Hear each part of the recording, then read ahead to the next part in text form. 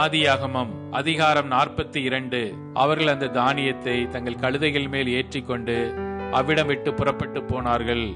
தங்குகிற இடத்திலே அவர்களில் ஒருவன் தன் கழுதைக்கு தீவனம் போட தன் சாக்கை திறந்தபோது சாக்கின் வாயிலே தன் பணம் இருக்கிறதை கண்டு தன் சகோதரரை பார்த்து, என் பணம் திரும்ப வந்திருக்கிறது, இதோ அது என் சாக்கிலே இருக்கிறது என்றான். அப்பொழுது அவருடைய இருதயம் சோர்ந்து போய் அவர்கள் பயந்து ஒருவரை ஒருவர் பார்த்து, தேவன் நமக்கு இப்படி செய்தது என்ன என்றார்கள். அவர்கள் கானான் தேசத்தில் உள்ள தங்கள் தகப்பனாகிய யாக்கோபினிடத்தில் வந்து தங்களுக்கு சம்பவித்தவைகளை எல்லாம் அவனுக்கு அறிவித்து, தேசத்துக்கு அதிபதியாயிருக்கிறவன் எங்களை தேசத்தை வேவு பார்க்க வந்தவர்கள் என்று எண்ணி எங்களோட கடினமாய் பேசினான். நாங்களோ அவனை நோக்கி, நாங்கள் நிஜஸ்தர், வேவுக்காரர் அல்ல. நாங்கள் 12 சகோதரர், ஒரு தகப்பன் புத்திரர். ஒருவன் காணாமற் போனான், இளையவன் இப்பொழுது கானான் தேசத்தில் எங்கள் தகப்பனிடத்தில் இருக்கிறான் என்றோம்.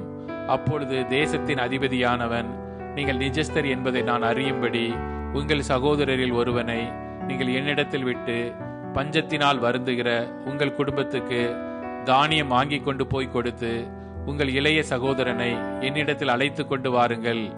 அதனாலே நீங்கள் வேவுக்காரர் அல்ல, நிஜஸ்தர் என்பதை நான் அறிந்து கொண்டு உங்கள் சகோதரனை விடுதலை செய்வேன். நீங்கள் இந்த தேசத்தில் வியாபாரமும் பண்ணலாம் என்றான் என்று சொன்னார்கள்.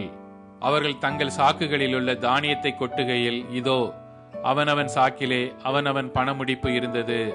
அந்த பணமுடிப்புகளை அவர்களும் அவர்கள் தகப்பனும் கண்டு பயந்தார்கள். அவர்கள் தகப்பனாகிய யாக்கோபு அவர்களை நோக்கி, என்னை பிள்ளையற்றவன் ஆக்குகிறீர்கள். யோசேப்பும் இல்லை, சிமியோனும் இல்லை, பென்யமீனையும் கொண்டு போக பார்க்கிறீர்கள். இதெல்லாம் எனக்கு விரோதமாய் நேரிடுகிறது என்றான். அப்பொழுது ரூபன் தன் தகப்பனை பார்த்து, அவனை என் கையில் ஒப்புவியும், நான் அவனை திரும்ப உம்மிடத்தில் கொண்டு வருவேன்.